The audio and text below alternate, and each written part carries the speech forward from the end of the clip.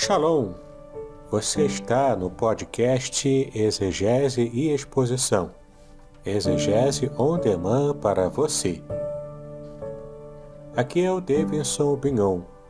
Eu sou mestre em Ciências da Religião, professor de Exegese Bíblica no seminário, pastor congregacional e também publisher editorial. Eu ajudo pastores e líderes cristãos a fazer estudos bíblicos na igreja sem ter problemas com interpretações erradas.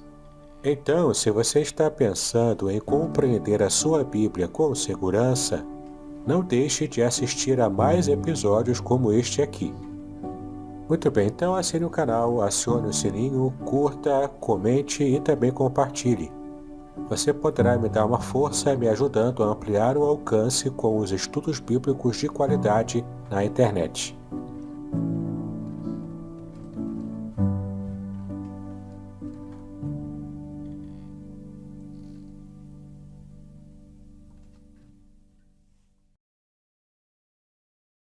Infelizmente, houve problemas técnicos com a captação do áudio no início da aula. Deixei as imagens da tela seguindo para que você acompanhe o resumo até que o áudio seja restaurado. Portanto, nós ficamos realmente com a teoria tradicional de que foi provavelmente Daniel que escreveu mesmo o livro que leva o seu nome. Ressalte-se que a Septuaginta, a versão grega do Antigo Testamento, escrita em torno de 250 a.C., já apresentava em seu cânon o livro de Daniel. O historiador Flávio Joséfo relatou que Alexandre o Grande, ao entrar em Jerusalém em 332 a.C., impressionou-se muito com as profecias de Daniel, a ele apresentadas pelo sacerdote Jadua. Não é?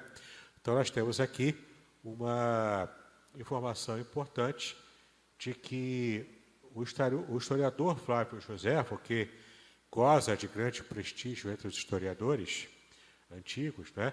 Ele também é uma atestação extra-bíblica de que a história de Daniel de fato aconteceu, era real e era tudo perfeitamente conforme está registrado na Bíblia Sagrada.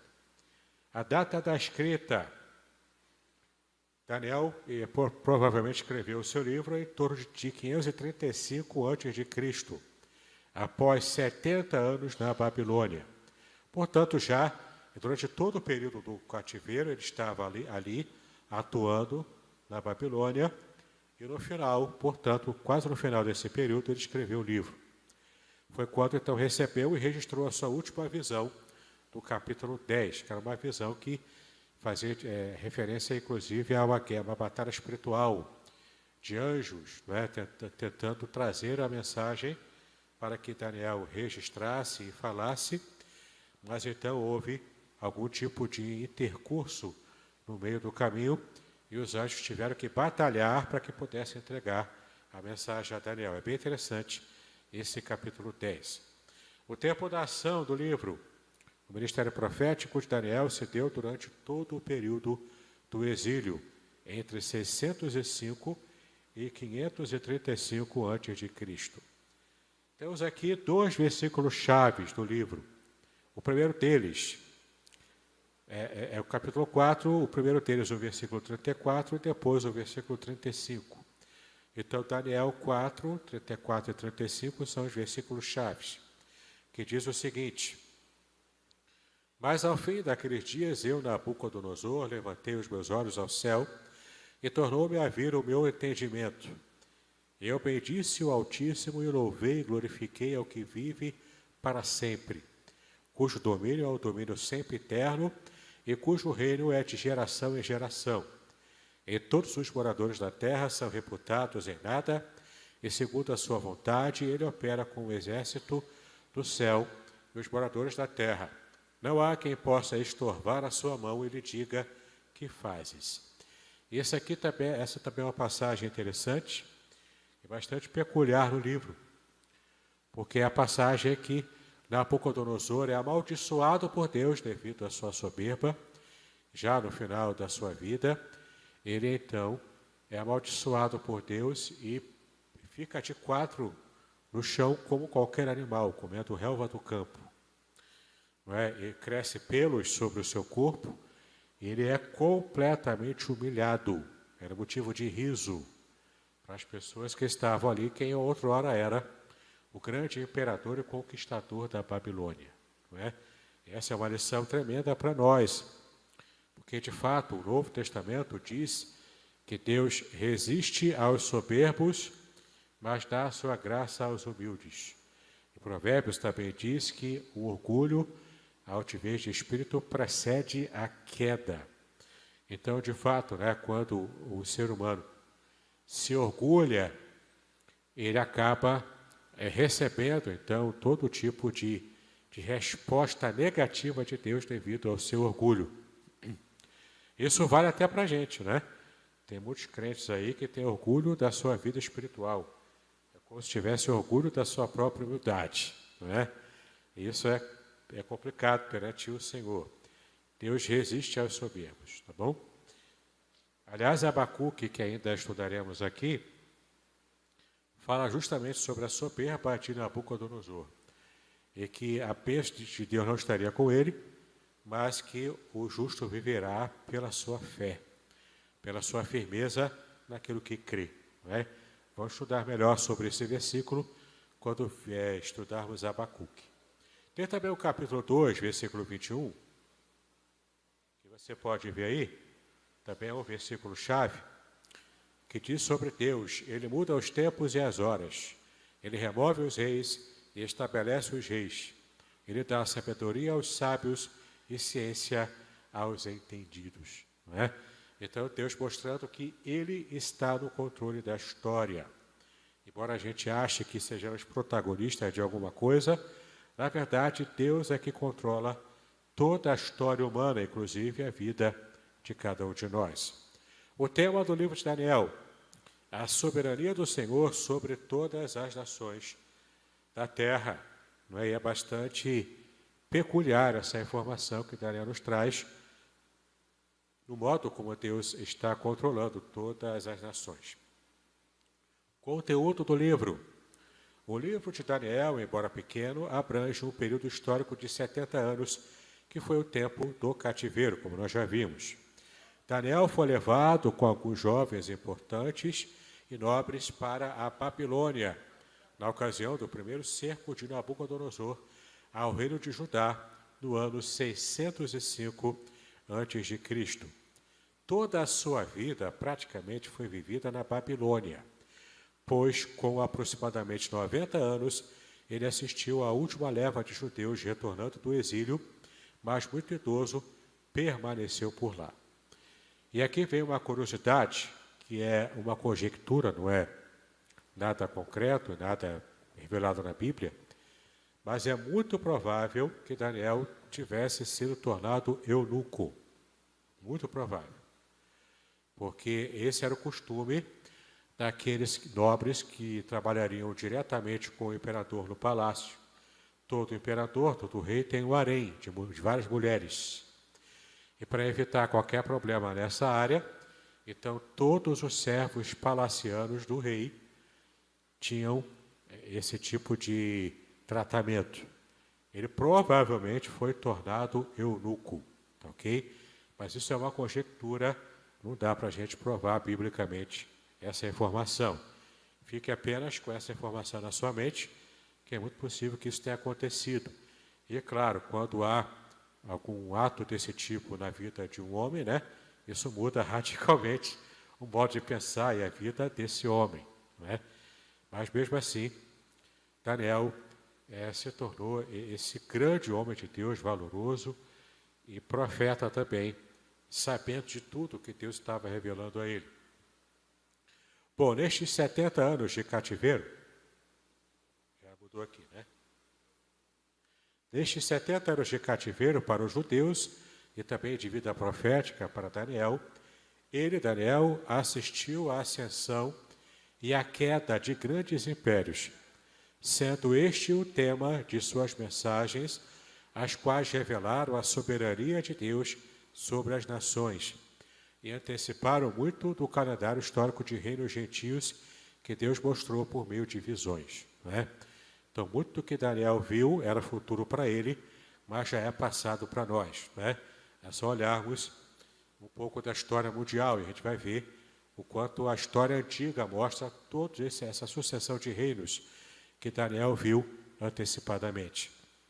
Daniel assistiu à queda da Síria em 612, participou do primeiro cerco babilônico a Judá em 605, onde foi feito cativo.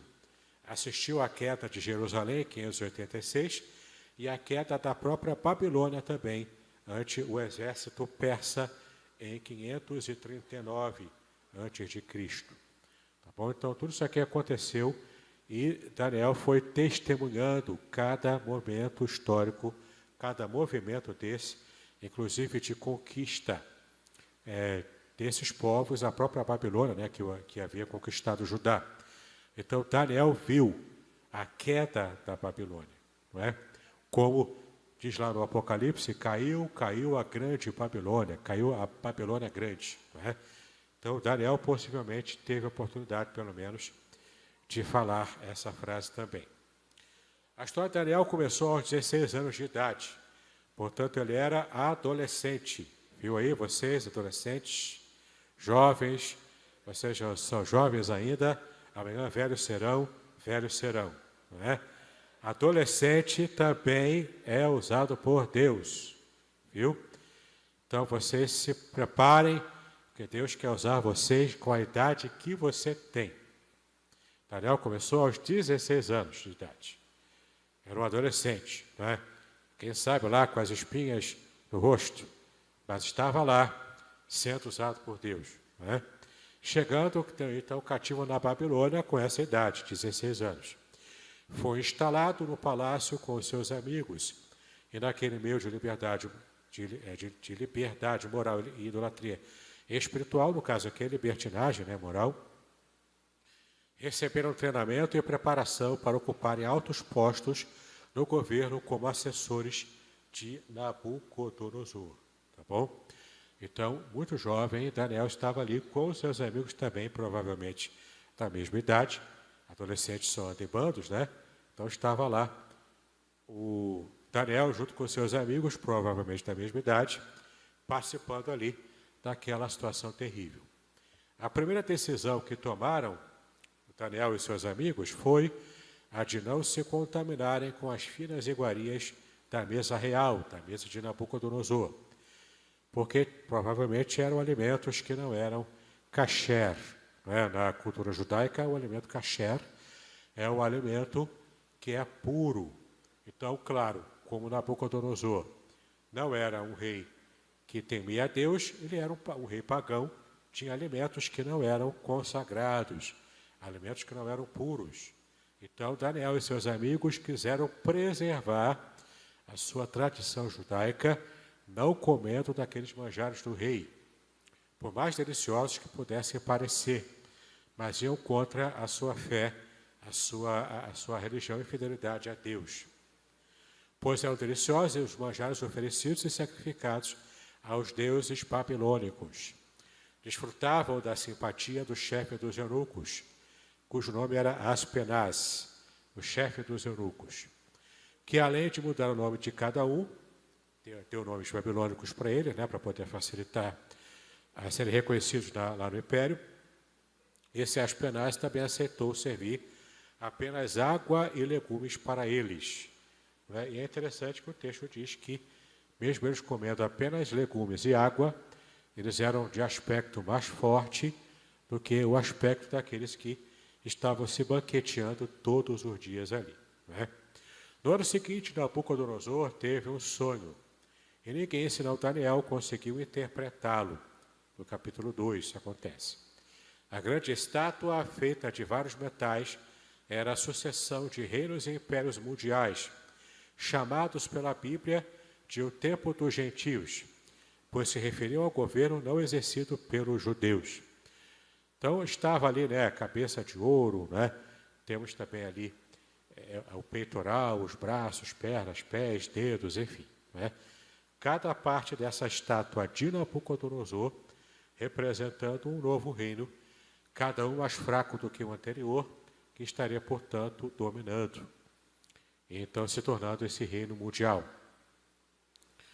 4 grandes impérios mundiais se sucederiam no governo do mundo desde Nabucodonosor até o fim de tudo. Então, a Babilônia era a cabeça de ouro. O peito e os braços de prata seriam o império sucessor, o Medo-Persa. O ventre, que é a barriga, né? E os quadris de bronze eram a Grécia, que sucedeu a Pérsia sob o governo de Alexandre o Grande. O quarto e último reino era uma mistura de ferro e barro, numa liga que não se une, ou seja, ficavam separados ali. Este último reino começaria sendo representado pelas pernas de ferro, que era o Império Romano, mas a sua continuidade histórica nos pés de ferro e barro será uma confederação de 10 nações, cujos governos serão inconciliáveis, marcando o fim de tudo e a chegada do reino messiânico. Portanto, Daniel viu não apenas Nabucodonosor, viu profeticamente o final desse reino, viu também o Império Medo-Persa, grego, babilônico, e viu também o término do reinado babilônico, como nós já conhecemos, que, curiosamente, o pé é feito de barro, metade de barro, e, de fato, o Império Babilônico ruiu por si só de tanta impiedade. Não é? Nenhum outro império conquistou a Babilônia. Ela cedeu pelo próprio peso de sua impiedade, não é? Porque era o pé de barro que se quebrava facilmente. Bom, então Daniel viu tudo isso, inclusive ele vislumbrou aqui qual seria o reino que estaria dominando Israel na época do Messias, que era o reino babilônico. E, de fato, quando termina o Antigo Testamento, já chegamos no Novo, em pleno vigor do Império Romano, né, sobre Israel. Bom, o interessante é que, à medida que o tempo passar e os reinos se sucederem, representados na estátua pela ordem da cabeça para os pés, eles serão cada vez mais fracos, eram metade de menor valor, e também divididos até a desarmonia dos 10 dedos dos pés de ferro e de barro. Tá? Não será este o tempo em que temos vivido no esforço da reunião de reinos tão diversos quanto são o ferro e o barro e a evidente fraqueza dessas pretensas ligações. De fato, né? Vivemos hoje ainda com os reinos ou os países, né, que são também que têm os seus reis ou presidentes, né, cada qual fazendo as suas coligações, cada uma mais artificial do que as outras, sempre movidas por interesse. Não é? Isso já se dava desde o mundo antigo. Daniel acrescentou ainda que outro reino invencível e indestrutível seria levantado por Deus, e como a pedra esmiuçaria todos os demais reinos quando a estátua fosse apedrejada, entre aspas. Esta pedra será o reino eterno e final de Cristo sobre a terra. Então temos aqui um vislumbre profético do que ainda é futuro para nós hoje. Quanto o reino de Deus que já foi inaugurado por Cristo, mas ainda não está em pleno vigor na terra. Esse reino de Cristo vai ser instaurado em pleno vigor ainda aqui. E então nós veremos o que é um reino de justiça, de paz, de graça, prosperidade, um reino realmente abençoador, né? E não apenas as tentativas humanas, umas com mais sinceridade, outras com menos sinceridade, mas tentativas humanas de governança. Temos então o reino de Deus, que em Cristo já foi instaurado inicialmente, mas ainda aguardamos a sua plena instauração e a sua plena vivência na nossa experiência na Terra. Por causa desta interpretação, ele foi alçado à posição de governador da província da Babilônia, de fato, porque o que ele falou agradou bastante Nabucodonosor, um homem muito vaidoso, né, muito cheio de vontade de ter junto consigo pessoas inteligentes, sábias, pessoas de fino trato, né? E então, Nabucodonosor ficou muito agradado de Daniel devido a essa profecia que ele deu através do sonho do próprio rei. Alguns anos se passaram, não sabemos quantos, quando se dá o acontecimento da estátua de ouro e dos companheiros de Daniel lançados na fornalha. O livramento dado a eles fez com que Nabucodonosor incluísse o Deus deles na galeria dos deuses adorados na Babilônia, com muito realce e importância, mas, é claro, sem conversão. Né? Nabucodonosor teve essa experiência, poderia ter se convertido ali, mas não estava com o coração aberto à conversão ao próprio Deus. Né? Ele queria, na verdade, apenas incluir Deus como um grande e poderoso Deus no meio do panteão lá, que ele já tinha dos deuses pagãos. Bom, aqui nós vemos uma lição também importante. Os amigos de Daniel, que foram lançados na fornalha ardente, foram livrados por ela. Mas no meio dela, eles foram livrados dentro da fornalha. Ou seja, Deus não impediu que eles fossem lançados na fornalha ardente. Até o último segundo, eles foram lançados lá, talvez com o seu coração temeroso. Mas olha que eles tinham uma certeza tão grande que Deus os livraria, que mesmo quando foram lançados lá, Deus não os livrou da fornalha, mas Deus os livrou do fogo, da morte pelo fogo. E de fato ali tinha uma quarta pessoa andando no meio do fogaréu. E nós conhecemos a palavra, sabemos ali que ali se tratava do anjo do Senhor, que era uma designação de Jesus Cristo antes de tomar forma humana. Então temos ali o que se fala em hebraico, o Malach Yahweh, o anjo do Senhor, que era esse tipo de Cristo no Antigo Testamento, essa teofania do Filho no Antigo Testamento. É bem interessante a gente ler com calma essa passagem, ok?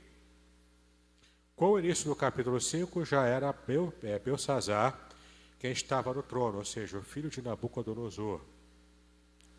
Portanto, os capítulos de 1 a 4 referem-se ao tempo do reinado de Nabucodonosor. Belsazar era neto de Nabucodonosor, aliás, né? E reinou com o seu pai Nabonido após o ano de 556 antes de Cristo. Então, Belsazar, neto de Nabucodonosor, que estava junto com seu pai Nabonido, herdando o trono de Nabucodonosor após a sua morte, e toda aquela situação de vergonha que Nabucodonosor passou quando enfrentou, né, aquele juízo divino sobre a sua vida. Houve uma grande festa onde os utensílios usados, que eram os do templo do Senhor, que foram carregados quando Jerusalém foi invadida pela Babilônia. Nesta festa, o Senhor escreveu na parede, e Daniel, com 82 anos à época, foi chamado para interpretar, anunciando o fim do Império Babilônico e a sua derrota para os medos e persas, fato este que se cumpriu naquela mesma noite, quando a Babilônia foi invadida pelos medos e persas. Né? E de fato ali começa o juízo de Deus contra o Império Babilônico. Podcast Exegese e Exposição. Exegese on demand para você.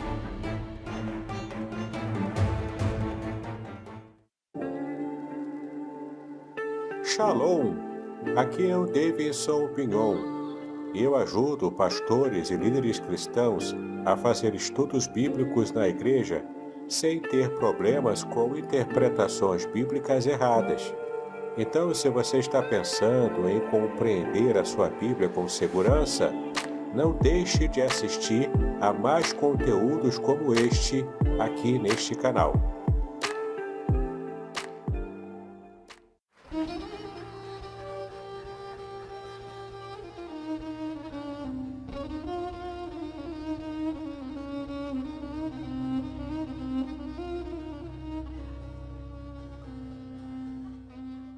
Shalom! Quero falar sobre o livro Revelações Originais do Salmo 23. Nesta obra, o reverendo Davidson Pignon nos convida a minerar pepitas de ouro escondidas no rico solo do Salmo 23. Todo livro é melhor compreendido em seu idioma original, em sua época original e em seu local original. Estamos distantes dos três no que diz respeito à Bíblia. Assim como o pastor guia as ovelhas, o reverendo tomará pela mão e o guiará em todo o trajeto para entender o Salmo 23 com todas as suas nuances que, infelizmente, se perdem em português. Numa época onde se tenta falsificar o sentido das escrituras utilizando os idiomas originais, o reverendo Binon nos traz uma tradução correta do Salmo, e uma interpretação sóbria, sem exageros dos termos em hebraico que sofrem prejuízo na tradução para a língua portuguesa. Coisa horrível é comprar bijuteria pensando ser joia rara. Aqui não é o caso. Realmente você aprenderá a minerar pepitas de ouro com este livro. As minhas já estão guardadas no cofre. Você se surpreenderá e se emocionará com a profundidade dos sentidos das palavras do Salmo 23. Espero que este livro seja um refrigério para a sua alma, assim como foi para a minha. E que você entenda que, mesmo que esteja passando por um deserto escaldante agora, o Divino Pastor lhe guiará até águas frescas e tranquilas. Assim, para ter uma boa leitura, acesse o link na descrição.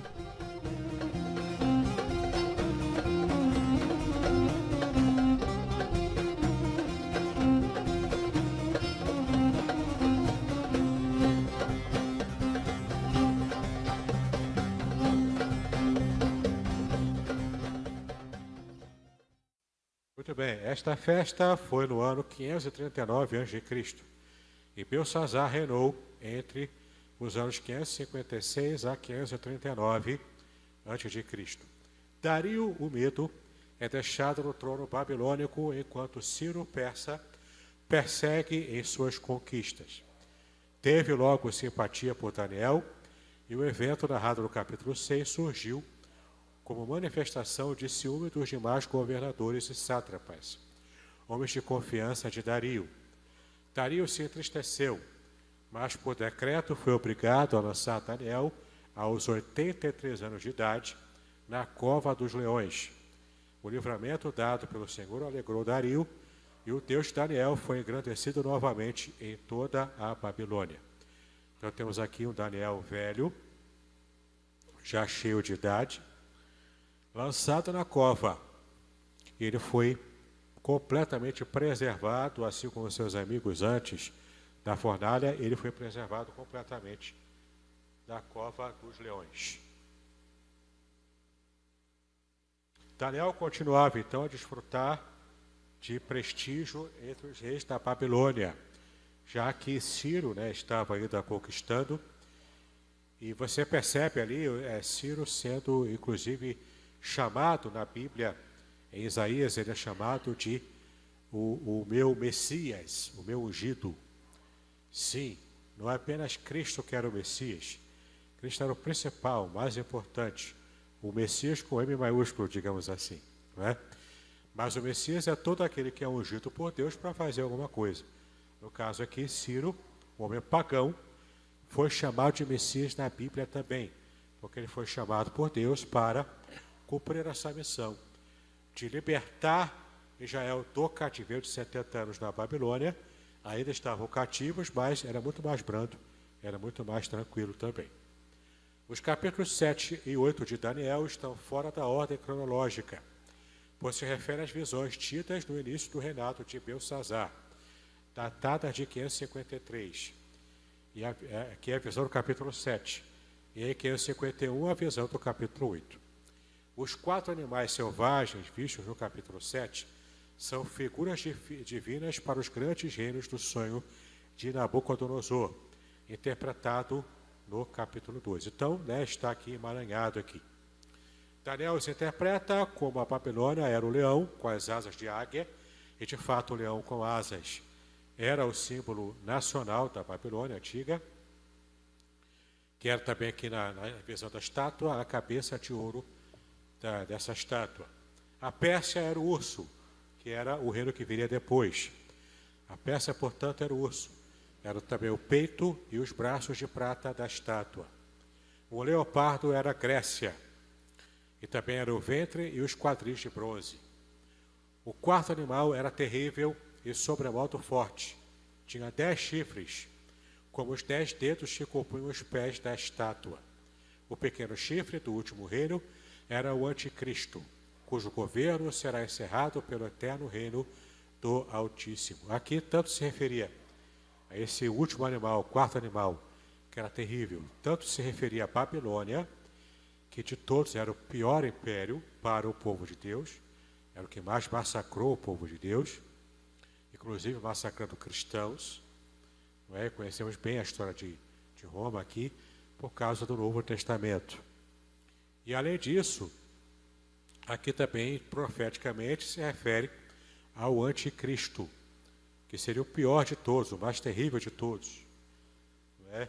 Então devemos sempre estar atentos para essa especificação em Daniel, porque possivelmente nós estejamos vivendo num período que está muito às portas disso acontecer. Não é? Então a gente precisa realmente estar atentos a tudo o que acontece na história do mundo e na história também de Israel. Porque cremos firmemente que estamos já chegando no período das dores, no fim dos tempos. Não é? Isso é muito, muito provável. A visão do capítulo 8, com o carneiro e o bode, refere-se aos reinos da Pérsia e Grécia, que imediatamente sucederiam o reino da Babilônia.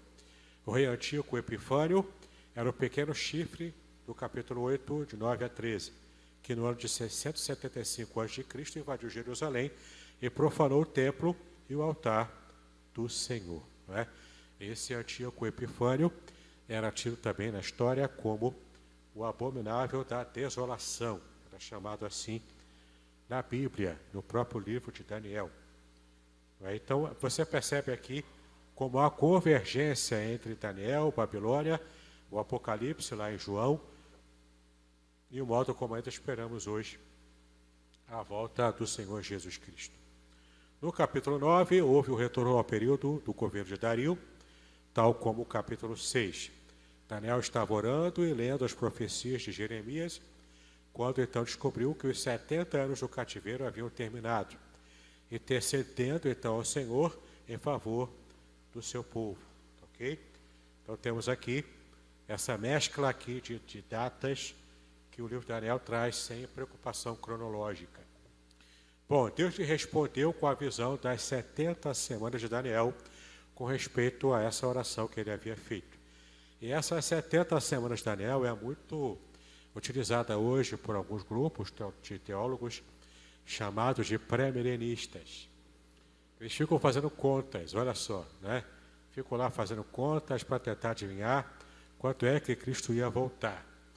Vários grupos do século XIX tentaram fazer isso e se deram mal.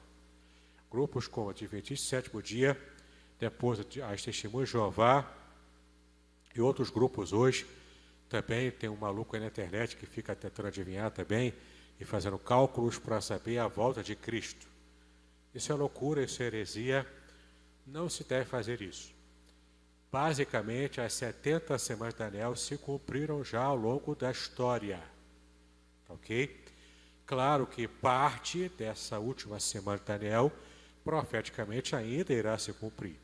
Mas muito cuidado, cara pálida, vai devagar, meu irmão, porque o santo é de barro, né? Vai devagar para você evitar falar heresias, tentando adivinhar aí a volta de Jesus, né? Se as visões anteriores referiam-se aos governos gentios, estas 70 semanas referiam-se ao povo de Israel. As 70 semanas seriam 70 períodos de 7 anos, portanto 490 anos. As primeiras 69 semanas incluíram a reconstrução da cidade, dos muros e do templo, sob tempos angustiosos, como você pode ver no livro de Esdras e Neemias, que já estudamos aqui. E este período se encerraria com a morte de Cristo, no capítulo 9, versículo 26, no ano 30, depois de Cristo, ou no ano 33, né? A gente tem aqui essa discussão aí com respeito às datas. Antes de a história entrar na última semana para os judeus, há um espaço de tempo, um parênteses, onde nós nos encontramos agora. É o tempo da igreja no tempo dos gentios. É como se o tempo estivesse passando agora mais devagar, né? Na última semana, Deus vai tratar exclusivamente com os judeus. É o tempo que inclui a presença do anticristo Mas eu tenho lá as minhas controvérsias, eu acho que a igreja também enfrenta a grande tribulação, e não apenas os judeus. Quem estiver vivo nesse período, não é, apegue-se a Deus, porque vai ser um período complicado para todo mundo, inclusive para a igreja. Tá bom? Os capítulos de 10 a 12 foram o registro da última visão de Daniel, sob o governo de Ciro, no ano 536 a.C., quando o povo preparou-se para retornar a Jerusalém, voltando do cativeiro. Foram revelações mais detalhadas sobre os reinos da Pérsia e da Grécia, encerrando-se com o capítulo 12, que falou sobre o tempo do fim e também da grande tribulação. Ok? Antes da gente falar aqui da divisão, é muito importante eu dar essa advertência aos irmãos. Cuidado com livros proféticos, especialmente o de Daniel. É muito complicado a gente começar a tentar adivinhar coisas aqui com ele. Ainda mais essa matéria escatologia, é uma matéria do seminário, faz parte da teologia cristã, mas ela é uma matéria que trabalha muito com conjecturas. A Bíblia não é muito clara, por exemplo, na sequência de acontecimentos no fim dos tempos. Ela não é muito clara. Tem alguns indícios ali que dá para ter uma certa margem de segurança do que vem antes e do que vem depois. Mas essa clareza toda que muita gente acha que tem e começa a pregar de qualquer maneira nas igrejas, ela não está plenamente assim na Bíblia, tá bom? Então, muito cuidado com pregadores, com professores na internet, principalmente, que começam a falar com muita certeza de muita coisa nesse campo da escatologia. Cuidado, ok? Aqui a gente está num campo em que ele é feito muito de conjecturas de muitos teólogos por aí, tá? Eu não vou me aventurar a fazer conjecturas demais aqui em Daniel. Então, se quiser fazer perguntas de matemática, procure um professor de matemática para saber quanto tempo falta para Jesus voltar. Porque não é para mim que você vai fazer essa pergunta, certo? Eu só levava ferro em matemática na escola. Então, meu irmão, não é para mim que você vai perguntar, certo? Procure alguém capacitado para fazer os cálculos aí. Divisão. A maioria dos autores divide o livro em duas partes. História, que vai dos capítulos 1 a 6, e profecias dos capítulos 7 a 12, que seria cronologicamente concomitantes aos capítulos de 1 a 6. Tá bom? Mas era um nível de profecias aqui. Há também uma forma de dividi-lo segundo os acontecimentos ao período de cada rei, ou seja, sob o reinado de Nabucodonosor, os capítulos de 1 a 4. Sob o reinado de Belsazar, neto de Nabucodonosor, os capítulos de 5 a 8. Sob o reinado de Dario, de 6 e 9. E sob o reinado de Ciro, capítulos 10 a 12. Tá bom? Então você percebe que aqui uma intermitência também entre esses capítulos. Ok? Muito bem. Chegamos agora à parte 2, a nossa análise. Daniel foi primeiro-ministro do governo de 3 reis, como nós já vimos, né? Nabucodonosor, Belsazar e Dario. Esta sua posição foi muito favorável aos cativos em terras babilônicas e também ao decreto de libertação, já que Daniel foi certamente o responsável por Ciro saber que fora profetizado que o libertador do povo seria o imperador Ciro, cerca de 150 anos antes. Daniel já havia profetizado isso, né? Isso chegou ao conhecimento de Ciro, que ele foi inclusive chamado de Messias, né? Então ele com toda a pompa e circunstância, toda a soberba, né, de um imperador, ele então ficou bastante feliz com isso. Segundo aspecto, Daniel é, junto com Isaías, o autor do Antigo Testamento mais discutido, como sendo o autor verdadeiro de do seu livro, né? Aspenaz, o chefe dos eunucos, mudou o nome de Daniel e seus 3 amigos segundo os deuses adorados na Babilônia. Tal foi a inculturação de Daniel e os seus amigos também. Ananias, que significa em hebraico agraciado do Senhor, mudou para Sadraque, que significa servo de Acu. Acu era o deus da lua na Babilônia. Veja que situação, né? Misael, que em hebraico significa quem é como Deus, foi mudado para Mesaque, que significa quem é igual a Acu, esse mesmo Deus aí, que foi dado o nome para Ananias. E por fim, Azarias, que em hebraico significa meu socorro é o Senhor, mudou para Abed-nego, que significa servo de Nego, Deus da sabedoria e da astrologia babilônica. Não é? Daniel, que significa Deus é meu juiz, foi mudado para Beltesazar, que significava que Bel proteja a sua vida, e Bel era o Deus poderoso da Babilônia, era o maior Deus do panteão, era chamado de Bel. Inclusive tem um livro apócrifo na Bíblia católica, no Antigo Testamento, chamado de Bel e o Dragão. Esse Bel é o Deus babilônico, tá bom?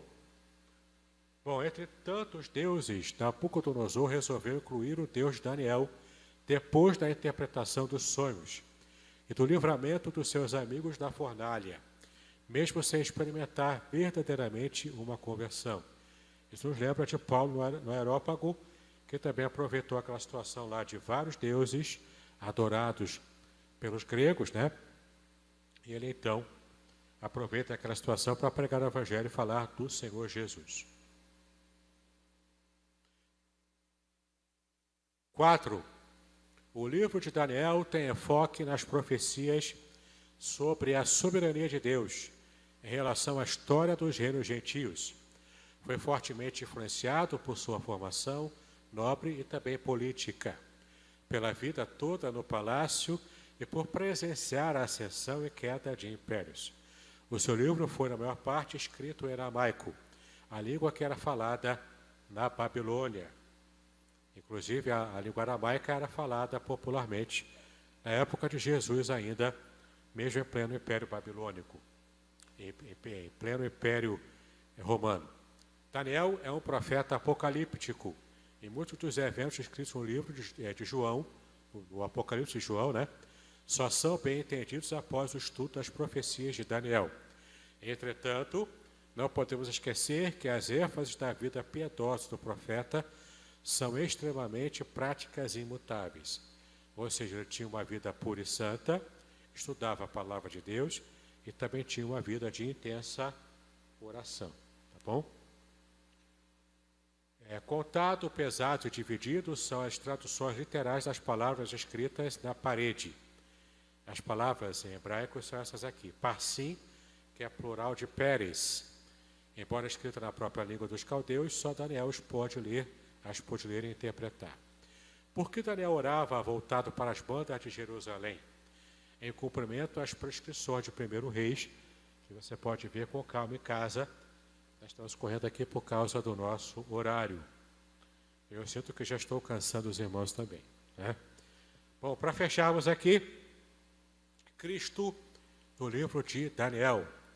Dedicando-se mais ao reino temporal dos gentios, Daniel apresenta o conteúdo messiânico apenas em alguns raros textos.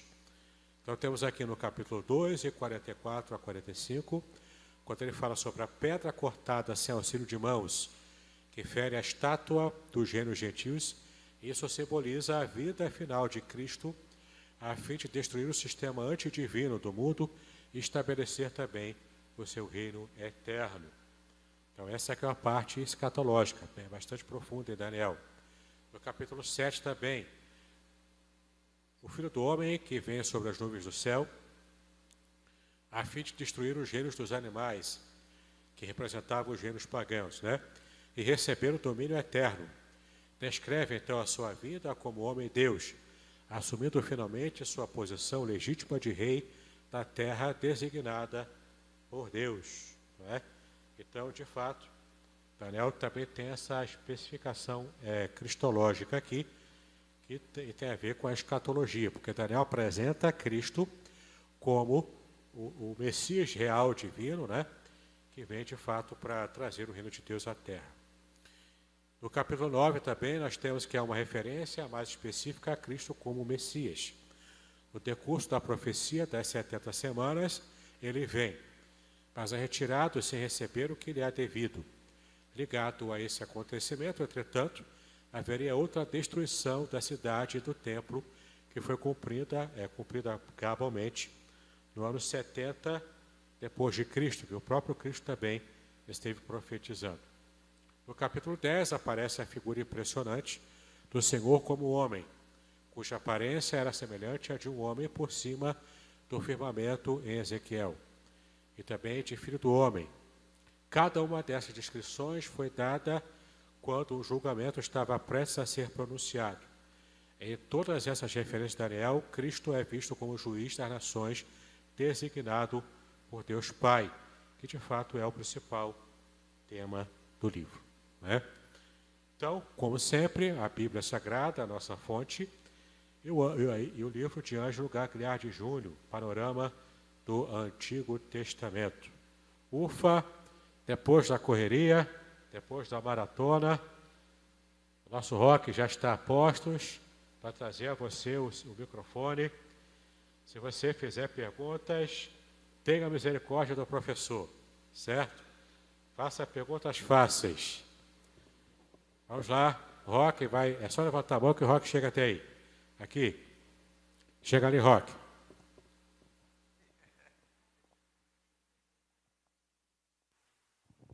Bom dia, pastor. Pastor, em relação à estátua, que são vários reis, né? Vários reis em sequência, um mais fraco do que o outro. E o final é o barro, né? Tem relação esse barro com os dias atuais de hoje, para a nossa vida? Ou só se aplicava naquela época? Sim, era mais naquela época, né? É mais do Império Romano, na época do Império Romano, que já acabou, que já caiu, né? Mas assim, se você for pensar em termos escatológicos, é como se tivesse uma parada no tempo nesse período dos pés de barro, misturado, né, com outros elementos ali também. É como se tivesse tido uma parada no tempo e estamos nesse ato temporal até hoje, quando Cristo de fato voltar e estabelecer eternamente o seu reino na terra. Mas enquanto isso não acontece, a gente está nesse período, sim, dos pés de barro. Tá? Muito bem. Mais alguma pergunta? Levante a mão. Fale agora ou cale-se para sempre. Quem vai falar? Diga. Não? Está tranquilo? Todo mundo sabe. Ali. O seminarista ali. Sempre tem um seminarista, né? Sempre tem. Vai lá. Fala essa pergunta, meu irmão. Eu queria que você falasse mais um pouquinho sobre a questão dos manjares do rei, né? Porque as pessoas tendem a dizer que o manjar ele é uma coisa religiosa relacionada ao culto, e a gente acaba esquecendo que dá para se afastar de Deus nas pequenas coisas rotineiras, inclusive não comendo aquilo que é sagrado ao Senhor. Sim, os manjares ali que o rei ofereceu tinha 2 perigos para Daniel e seus amigos. O primeiro perigo era muito óbvio. Aqueles alimentos eram sacrificados aos ídolos babilônicos, que era muito comum na época. Você, assim como Israel, né, dava o dízimo e fazia sacrifício também de manjares, né, para Deus, para Jeová, os babilônicos também, né, faziam os sacrifícios de manjares para os deuses babilônicos, para Bel principalmente, né, como nós já vimos aqui. A nossa irmã Bel já está tremendo ali de nervoso, né? O Bel é o nome do deus pagão. Não tem nada a ver com o apelido, né, que a gente tem hoje em dia. Mas o fato é que eles estavam também sacrificando a esses deuses. Tá? E além do fato de ser comida sacrificada aos ídolos, também era comida que não tinha preocupação de ser kasher. Não era comida apropriada para o judeu comer, comida que fosse retirada qualquer vestígio de sangue, onde não se misturava carne com queijo, e até hoje os judeus seguem essas regras alimentares. Não se podia comer sangue, de hipótese alguma, não se podia comer carne de porco, carne de coelho também, não se podia comer, né? Então não eram comidas que eram preparadas com essa preocupação. Além disso, eram alimentos sacrificados aos ídolos. Então, esses dois elementos tornavam os manjares de Nabucodonosor manjares perigosos do ponto de vista espiritual para o povo de Israel em geral, especialmente para Daniel e os seus amigos que quiseram manter na Babilônia a sua santidade ao Senhor, o que era muito difícil, né? O homem é muito influenciado pelo meio que ele está. Por mais que ele tenha virtudes, se ele estiver no meio de muitos vícios, ele acaba cedendo em algum ponto e perde algum nível de sua virtude. Ele tem que vigiar muito para que isso não aconteça, não é? De fato, essa foi a preocupação de Daniel e dos seus amigos. Por isso, eles fizeram esse teste, confiando no Senhor, de que o Senhor os abençoaria, né? E, de fato, eles eram mais saudáveis, mais robustos, mais gordos, né? Do que o restante dos eunucos lá de Nabucodonosor. Tá ok? Mais alguma pergunta? Tranquilo? Ok, vamos orar então. Terminar a nossa aula de hoje. Não esqueçam, logo mais à noite, ceia do Senhor, tá ok? Todos aqui para participarmos da ceia do Senhor. Pai, nós te exaltamos pelo privilégio que tivemos de estudar a Tua palavra mais uma vez. Pedimos a Tua graça, a Tua bênção, a Tua misericórdia sobre a nossa vida. Que possamos, assim como os Teus servos no passado, assim como Daniel, assim como Misael, Ananias e Azarias, também estarmos, ó Pai, procurando servir a Ti com inteireza de coração. Que por mais que estejamos, ó Pai, vivendo aqui junto com tantas pessoas, com tantas religiões diferentes, com tantas fés, ó Pai, muito diferentes da nossa, inclusive ateísmo, paganismo, enfim, nos ajuda a sermos, ó Pai, a luz no ambiente em que estivermos plantados, onde o Senhor nos colocou, que haja a Tua bênção e o Teu cuidado, ó Pai, com a nossa vida, para que possamos de verdade nos acharmos fiéis a Ti e, ó Pai, continuarmos a testemunhar do Teu reino para o mundo em franca e completa decadência. Cuida de cada um de nós, nos abençoa no dia de hoje e traga-nos de volta logo mais à noite, para que possamos estar participando da ceia do Senhor. Nós assim oramos e agradecemos a Ti, em nome de Jesus, hoje e para sempre. Amém e amém.